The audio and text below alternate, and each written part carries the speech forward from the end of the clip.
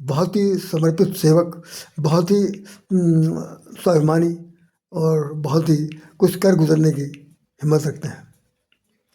इनके ख़ानदान में छोटे से छोटा बच्चा भी जो है वो रोजगारी होता है, छोटा छोटा बच्चा। बाकी ये लोग पढ़ लिख करके बड़े अच्छे अच्छे ओहदों पर चले गए, डॉक्टर हो गए, इंजीनियर हो गए, और हर हर विभाग में, हर महकमे में इनको देखा जा सकता है, सब कुछ है। लेकिन जो नहीं पढ़े लिखे हैं वो निठल्ले नहीं हैं, काम करते हैं।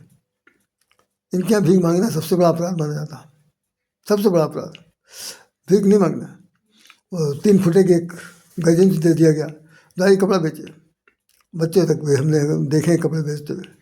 और हमारे जो सिख समुदाय के जो सम्मानित परम पूज्य माननीय 10 गुरु जी हैं, उन सब लोगों की भी एक सम्मति है जिसके आधार पर कि कुछ करो या मरो, काम करो। और काम करो नहीं बल्कि दूसरों से काम लो, ये भी इनका एक अंदरूनी स्लोगन है। तो वो दूसरों से काम ले जाते हैं। जो उत्तर प्रदेश के, बिहार और उत्तर प्रदेश से जो लोग भाग करके पंजाब हरियाणा में जाते हैं, वहाँ पे इनको भैयन कहा जाता है, भागे हुए लोगों को। और ये इनके यहाँ खेतों में, खलिहानों में, इनकी फैक्ट्री में, इनके मशीनरीज में काम करते हैं।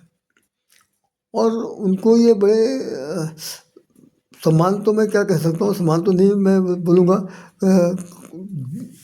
ठीक है, बस काम इनको दे देते हैं, लेकिन ज़्यादा उतना महत्व नहीं देते हैं। अब आइए उनका व्यवहारिक जीवन का जो सच क्या है। हाँ, मुझे एक बात याद है कि मैं एक बार गया था, सबसे पहली बार जब मुझे अम्बाला जाने का मौका मिला सन 1978 में। मेरा विवाह भी उसी साइड पे हुआ, हरियाणा में हुआ था, अम्बाला में।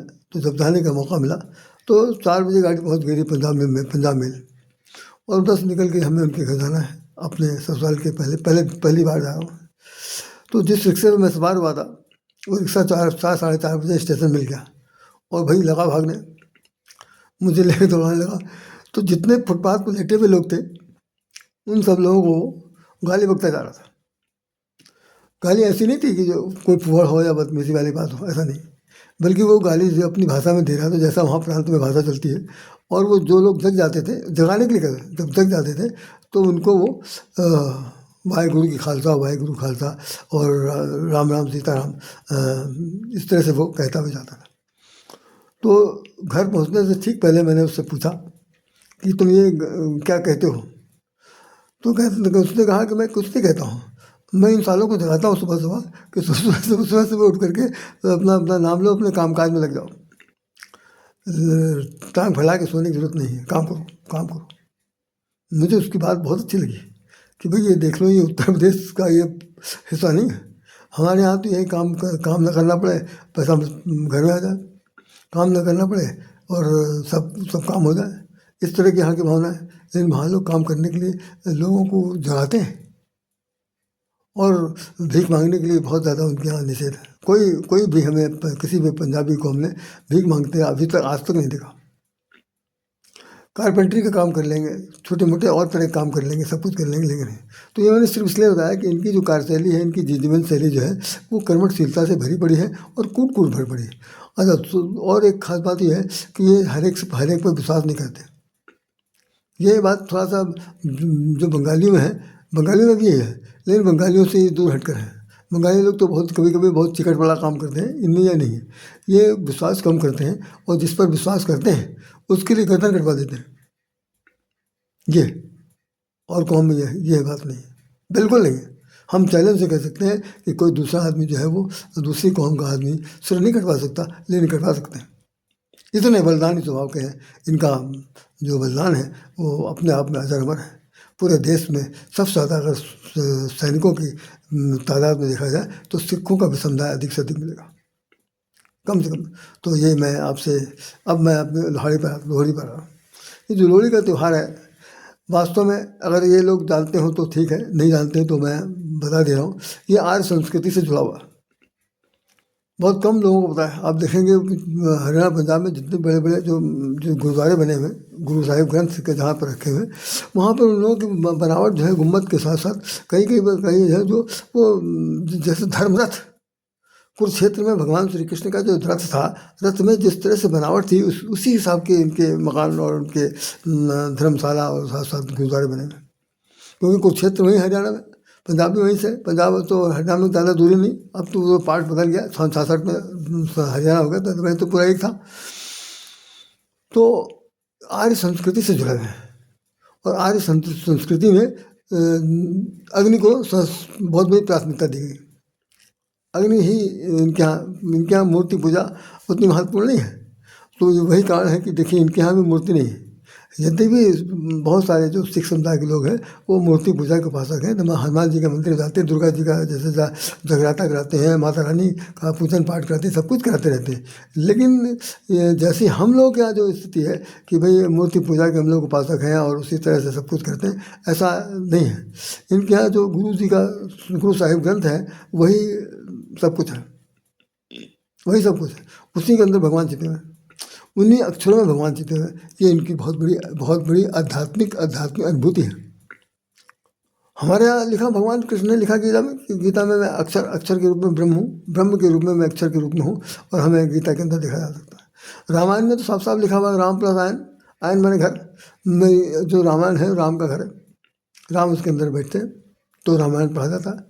तो ये अक्षर के अंदर ब्रह्म जो छिपा हुआ, जो जिसका कभी क्षरण नहीं हो सकता, उस ब्रह्म को हम लोग अक्षर के रूप में जानते हैं। गीता में लिखा, ये बात 10वें अध्याय में लिखा। तो ये चूँकि पंजाब हरियाणा जो है कुरुक्षेत्र से जुड़ा हुआ, वहाँ की संस्कृति सभ्यता द्वापर से जुड़ी हुई है, और आर्य समाज के लोग जो थे वो अग्नि को बहुत ज़्यादा महत्व देते। अभी भी चला, भगवान राम के समय में भी अग्नि साक्षी की परीक्षा होती थी। जैसे एक बंदर से भी अगर मुलाकात करी गई तो बंदर से दोस्ती करने से पहले गोस्वामी ने लिखा है कि पावक साखी दे करी जोरी प्रीत रहा है। पावक माने अग्नि, अग्नि को साक्षी मान करके भगवान हनुमान जी ने अग्नि को जलाया। जलाने के बाद भगवान राम और सुग्रीव को दोनों को बैठा करके सामने आमने एक दूसरे का परिचय कराते हैं। उसके बाद अग्नि को साक्षी मान करके मित्रता करा देते हैं। मैं ये क्यों कह रहा हूँ कि आज के दिन अग्नि की बहुत बड़ी प्राथमिकता है। लोहड़ी के दिन अग्नि जलाई जाती है, बहुत बड़े पैमाने पर अग्नि जलाई जाती है। उसके इर्द गिर्द चारों तरफ जो घर की देवियाँ हैं, घर की महिलाएं हैं, जो जिसके कोई नंद है, कोई भौजाई है, कोई बहन है, कोई बेटी है, कोई बहू है, जिसके अभी गोद हरी भरी हुई है, किसी की नई शादी हुई है, ये सब जो लोग हैं ये सब इकट्ठा होते हैं और उसी के बाद बारी बारी से एक एक करके उस पास आते हैं और वहाँ पर नाचते हैं। और क्या नाच है, क्या हुड़दंग है, क्या उमंग है, क्या तरंग है, क्या उछाल है, क्या उछाल है। अरे अगर उनका बस चल जाए तो एक बार आसमान को भी छू ले, ये स्थिति होती है। मैंने तो बहुत बार हमने देखा। मैं जब भी जाता था पर तो कई बार मुझे जाना हुआ हरियाणा वगैरह में, तो मैं देखता हूँ तो मुझे ये लगता है कि भाई इनकी तो उमंग के बारे में तो हम लोगों के त्यौहार सब ठीक है, कुछ नहीं, यहाँ तो बेवकूफ़ी की बात होती सच बता रहा हूँ। लेकिन ये लोग बहुत दबंग डिस्कस करते हैं और अग्नि को साक्षी मान, तो उसमें डालते क्या है, मूँगफली है, लावा, जो आप क्या कह सकते हैं, बड़ी जोंधरी कहते हैं, ज्वार बाजरा, मक्का डालते हैं। मक्का को भून करके वो डाला जाता है, मूँगफली डाली जाती है, गतक डाला जाता है, खुटिया डाली जाती है, और एक कोई चीज़ और है, इस तरह से मिला करके सब उसमें डाला जाता है। अग्नि में सब लोग बारी बारी से डालते हैं और डालने के बाद सब आपस में बांटते हैं प्रसाद के रूप में।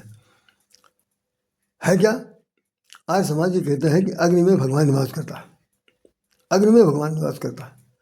तो जिसे लोहड़ी हम लोग कह रहे हैं, तो इसके दो अर्थ हैं, दोनों बड़े गौर समझिएगा, बस यहीं पर विराम दूंगा।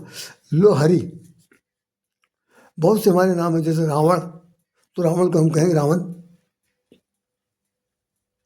जमुना, तो जा घटा दी यमुना हो गया। ना बहुत जगह पर प्रयोग किया जाता है, तो जो ना प्रयोग किया जाता है उसी तरह से अड़ा को रा भी कहते हैं। तो सब ये है कि जो लोहड़ी कही जा रही है ये अपभ्रंश है, बहुत से लोग नहीं जानते, अपभ्रंश है। वास्तव में यह है कि लोहरी है। तो इससे नई फसल आई है और इस नई फसल का जो चीज़ सामने आपके है, हे प्रभु, हे हरि, हे दीनानाथ, लो अहम पुष्पम समर्पयामि, अहम मिष्ठानम समर्पयामि, अहम ये नैवेद्य समर्पयामि, इस तरह करके जैसे हम लोग कहते हैं, ठीक उसी प्रकार से ये लोग अपनी भाषा में कहते होंगे, नहीं कहते होंगे मैं नहीं जानता, लेकिन मैं इतना जानता हूँ कि आर्य समाज की एक परंपरा के अंतर्गत ये धूम धड़ाक आता है, लेकिन इनको हो सकता है ना मालूम हो। तो उसमें यही है कि लो हरि, हे हरि, आप हमारे द्वारा जो जो श्रम साधना के द्वारा जो कुछ पैदावार हुई है, उसमें से हम ये आज आपके आपके को हृदय समर्पित करते हैं। तो अग्नि में स्वाहा, स्वाहा, स्वाहा, तो स्वाहा क्या लगा, स्वाहा जो है वो अग्नि अग्नि की जो पत्नी है उनका नाम है। तो उनको सुहा करके, लेकिन ये सुहा ये नहीं बोलते हैं, हाँ बुरा अन्यथा नहीं लीजिएगा, वो नहीं बोलते। हम बता रहे हैं कि उस अग्नि में जब सुहा किया जाता है तो वो जिसके लिए किया जा रहा है उसको प्राप्त होता है। लो हरि, हे हरि, आप इसे ग्रहण कीजिए। दूसरा लो हरि का क्या है,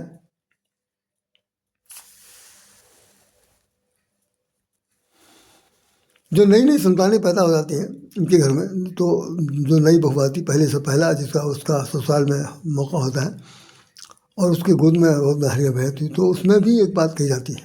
जैसे हमारे यहाँ जब कोई पैदा होता है तो उसे कहते हैं कन्या आई, देवी के स्वरूपा प्रकट हुई। कोई बच्चा पैदा हुआ तो भगवान आए, ये हम लोग अन्यथा न मान लेते हैं। तो इसमें जो जो नवजात शिशु होता है जिसको गोद में लिया जाता है, तो उसके जो नाना नानी या दादा दादी जो लोग होते हैं ना, उनके गोद में वो बच्चा जिस बार देते हैं, तो भी ये कहा जाता है कि ये हम लोग ये कार्यक्रम में लोहड़ी, बाबा जी, दादाजी, काका जी, चाचा जी, नाना जी, बड़े भाई जो ये हरि हैं, ये भगवान हैं, हम आपको गोद में दे रहे हैं, लो क्या हरि, हरि को ये है भावना। और बाकी खाना पीना तो जो है सो है भाई, नाचने गाने की इसी उमंग में नाचते हैं गाते हैं और वह बहुत ही उमंग तरंग मनाते हैं। तो हम अच्छा इतना कहने के बाद कहना मैं कहने इसका मूलभूत उद्देश्य क्या, मूलभूत उद्देश्य सिर्फ इतनी है कि त्यौहार कोई भी हो, त्यौहार कोई भी हो, उस त्यौहार की तलहटी में जब तक आप नहीं जाएंगे, उसकी गहराई आप नहीं नापेंगे, तब तक वो जो है उथलापन बना रहेगा, समझ से बाहर है। कर रहे हैं करते चले आ रहे, लकीर पीट रहे सब कुछ। लेकिन हम लोग बहुत से, हम कह रहे हैं जितने भी पंजाब या हरियाणा जहाँ कहीं रहने वाले लोग हैं, किसी से भी इसका अर्थ पूछ ली, चुनौती मैं नहीं कह सकता, लेकिन मैं विश्वास के साथ कह सकता हूँ बहुतों को नहीं मालूम होगा कि लोहड़ी का शाब्दिक भाव क्या है। लो हरि, ये है हरि, आप प्राप्त कीजिए। जो बच्चा हो गया वो हरि के रूप में है, जो सामान्य सामग्री अग्नि में समर्पित की जा रही, वो अग्निदेव को ये कहा जा रहा है कि हे अग्निदेव, हे हरि, इसे लो, स्वीकार करो, आपको दे रहा हूँ। तो माँ कहने का भाव ये है कि हमारे जीवन में जो हमने कर्म किए हैं, जो हमारी कर्मशीलता है, जो हमारा कर्मफल है, जो हमने अपने कर्तव्यपरता से जो उपलब्धि प्राप्त की है, अचीवमेंट किया है ना, वो खानदान के रूप में खान पान के रूप में जो कुछ प्राप्त किया है, वो सब हम आपको निश्चल मन से गुरु को साक्षी मान करके हे हरि, लो हरि दे रहा हूँ।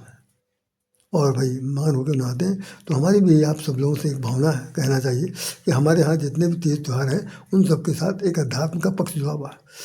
मनाते चले आ रहे हैं, कोई बताने वाला नहीं, कोई समझाने वाला नहीं, कोई कहने वाला नहीं, तो जानते भी नहीं और उनको बता भी नहीं सकता। तो ऐसी स्थिति में मैं यही कहूँगा कि आप लोग भी इस लोहड़ी तो कहिए ही, मनाइए भी, खूब मनाइए, खूब काटे। मैं कल देखो हो सकता पेपर बहुत ही बहुत ज़्यादा डिटेल में निकले, आज तो सिर्फ उसमें दिया हुआ कि भाई ये मनाया जाएगा, धमाल होगा। अब धमाल क्या होता है, धमाल में कूद फान होता। हमने आपको बताया कि ऐसे नाचते हैं जिससे आकाश को छू लेंगे, तो धमाल भी करेंगे, खेल कूद करेंगे, सब कुछ करेंगे, नाचेंगे खूब, ज़बरदस्त नगाड़े बजेंगे और उनके जो उनका जो तैमन है जो पहनते हैं वो काफ़ी उछाल मारता है। और कई बार हमने तो सांस्कृतिक कार्यक्रम देखे हैं स्टेज पर जाके, विद्या रंगदाले में देखा या भारतीय नाट्यम में देखा जा करके, जब इनकी भागड़ा नृत्य होता है, क्या कहना साहब, क्या कहना। उतनी देर में मुझे तो ऐसा लगता है कहीं ऐसा हो जाए ये अक्सर टूट जाएगा जिस हिसाब से वो चलते हैं। तो वो उमंग, वो तरंग, वो उत्साह, वो कहना चाहिए कि दिल और दिमाग की जो मानसिक प्रसन्नता है वो देखते बनती है। शब्दों में उसको माना नहीं जा सकता, राय शाम तो नहीं बन सकते, देख सकते हैं, बता सकते हैं, यही मैंने बता दिया। तो वो हमारे भगवान को दिया जाने वाला, ईश्वर को समर्पण किया जाने वाला, या और अपनी भावनाओं को उनके सामने हंसी खुशी से व्यक्त करने वाला ये त्यौहार है। आप भी सब लोग इससे सबक सीखिए, जानिए, समझिए और जहाँ तक बन पड़े भाई इस त्यौहार को जीवन का अंग बनाइए और हमेशा, केवल एक ही दिन नहीं, हम तो कहें एक ही दिन नहीं, बीच बीच में बीच बीच में कम से कम वर्ष के 12 महीने होते हैं, तो 12 महीने में कोई दिन ऐसा निकालिए, हर दिन, हर महीने में एक दिन ये उछल कूद अध्यात्म से जुड़ी हुई नहीं, बल्कि लोहरी के रूप में कि ये हरि है और मैं इनको अपनी कमाई का कुछ परसेंटेज, कुछ रूप से इस तरह से दे रहा हूँ। ये मेरी एक भावना है, इसको आप अन्यथा न लीजिएगा, न मैं किसी के ऊपर ओपने थोपने की बात करता हूँ, कुछ नहीं, भावना है। तो 12 महीने जो आपकी उमंग तरंग होगी ना भाई साहब, लोग देखते रह जाएंगे, रिकॉर्डेड हो जाएगा। तो वो खुशी, वो स्वयं भाई सबके जीवन में हमेशा मुबारक हो, हमें मिले चाहे न मिले, लेकिन देखने का अवसर जरूर मिले, ये मेरी प्रार्थना रहेगी। क्योंकि मैं इस परिवार से बहुत बार जुड़ा हूँ। मेरे परम प्रिय 2 एक मित्र हैं जिनसे मेरा दांत काटे की रोटी है, इतना गहराई है कि हमारे परम प्रिय सबसे ज़्यादा श्रेष्ठतम मित्रवर श्री नंदलाल रानी साहब हैं। इस वक्त लखनऊ में नहीं, वो बेंगलोर में है, अपनी बेटियों के पास है, बीमार भी चल रहे हैं, लेकिन उन्होंने बहुत ही गजब का हमारा सहयोग दिया, वो हमारे लिए एक अभिन्न अंग है। दूसरे हमारे मित्रों में भी हमसे बहुत कनिष्ठ है वो, और प्रिय, मैं यही कहूँगा, प्रिय मेरे अनुज छोटे भाई श्रीमान सत्येंद्र सेठी साहब, बहुत अच्छे नेक दिल के हैं। और मैं उनके साथ बहुत दिन से, मैं 1992 में मैं उनके संपर्क में विशेष रूप से आया था, जब हम लोग अगल बगल बैठ कर सेवा करते थे ऑफिस में। उससे पहले मुलाकात तो होती रहती थी, लेकिन जब कार्यक्रम, जब बैठक होना शुरू हुआ, तो वो 92, मुझे याद आ रहा कि सन 92 से लेकर के टिल डेट आज तक, रिटायरमेंट हो गया सबका, सब कुछ हो गया, लेकिन सेठी साहब हमारे हैं, हम सेठी साहब के हैं, ऐसा भाव अभी तक बना हुआ है। और उतनी ही आत्मीयता वो दर्शाते हैं, उनकी प्रेमत्व को, उनके भाईचारे को, उनके भ्रातृत्व स्नेह को के प्रति मैं नतमस्तक हूँ। और हम समझते हैं कि सेठी जैसा भाई और ये उदार चित्त वाले स्वामी, क्या नाम, रजाई साहब, भाई बिरले लोग मिलते हैं, सबको मिले, यही मेरी प्रार्थना है। और ये त्यौहार का जो उमंग है, सब लोग धीरे से उनसे चुरा लें मांगने से तो कोई देगा नहीं, उनकी भावनाओं से, उनकी जो क्रियाकलाप है, उससे अपने घर को भी सब लोग संभालें, हर कौम के लोग इसका आनंद उठाएं। इन्हीं शब्दों के साथ राधे श्याम राधे हृदय से नमन करता है और ये प्रार्थना करता है कि अपने हम भी लोग जो हमारी कमाई है वो लोहरी के रूप में लोहरी करके संबोधित करके भगवान को समर्पित करें। इन्हीं शब्दों के साथ राधे श्याम राधे हृदय से नमन करता है। आप भी खूब जोर से खूब मनाइए, खुशहाल रहिए। जय श्री राम, जय श्री कृष्ण, जय श्री राधे, जय लोहरी, जय लोहरी, जय लोहरी।